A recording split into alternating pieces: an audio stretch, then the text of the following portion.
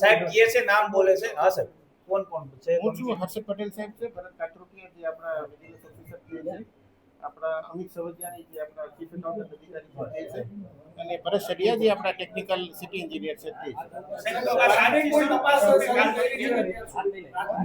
છે. ડેફિનેટલી હવે અમારે પહેલા તો એનું આયોજન કરી દેવું પડશે, કારણ કે આજે આક્ષેપો છે એ પણ અલગ અલગ ફોરમમાં પડેલા છે, એ પણ એ અમારે એકત્રિત કરી લેવા પડે, અને પછી એને જે સિગ્નલ સરળ માહિતી છે, લોકોના નિવેદન છે, કે જે બી નિયમ અનુસાર જે બી કાર્યવાહીની અમને છૂટ છે એ રીતે અમારે એમાં આગળ વધવું. ગઈકાલે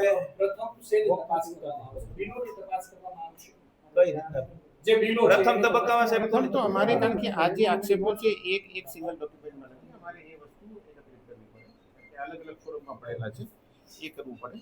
બીજી વસ્તુ કે અમારે એ જે કાર્યવાહી થઈ છે અલગ અલગ સમિતિઓ દ્વારા, જે ડિમોલિશનની કાર્યવાહી થઈ અલગ અલગ સમિતિઓ દ્વારા કરવામાં આવેલી હતી, એટલે એ અમારે એક આ તારીખ નક્કી કરી લેવું પડશે કે આખી સમિતિને બોલાવવાની થાય છે, કોઈ વ્યક્તિને બોલાવવાના થાય છે. સર કાલે મ્યુનિસિપલ કમિશનર તુષાર સુમેરા સરે એવું કીધું કે જે રેડ કોન્ટ્રાક્ટના જે બિલ પાસ થયા છે મારી સહીથી થયા છે અને ચૂકવણું પણ થઈ ગયું છે. તો સાહેબ તુષાર સુમેરા સાહેબ સામે પણ તપાસ આપ જ કરવાના છો કઈ રીતે? એટલે આપણે આખી એક જે વહીવટની પ્રક્રિયા છે એ પહેલા સમજી લેવી પડે.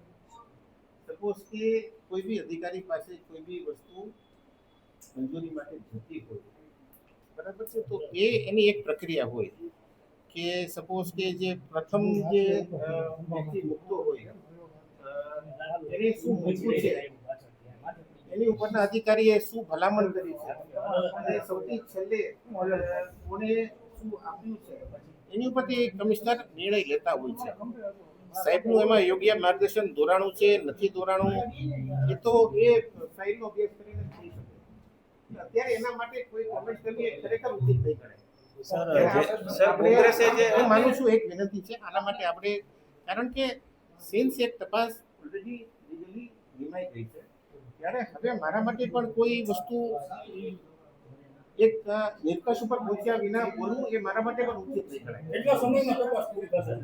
હું એ જ કહું છું કે પહેલા મારે એક સ્ટ્રેટેજી કરવી પડશે, કારણ કે આજે આમાં આરોપો છે એ બી સ્કેટર્ડ છે, અલગ અલગ ફોરમમાં પડેલા છે, એ બી મારે વેલા એક કરવા પડે. ડિમોલિશન વખતે જે કંટ્રોલ રૂમ તૈયાર કરવામાં આવ્યો હતો ત્યાં જમણવાર હતો, એમાં આપ પણ હાજર હતા. બરાબર, અને એનો જ ખર્ચ મોટા ભાગનો આવ્યો છે વીઆઈપી જમણવારનો.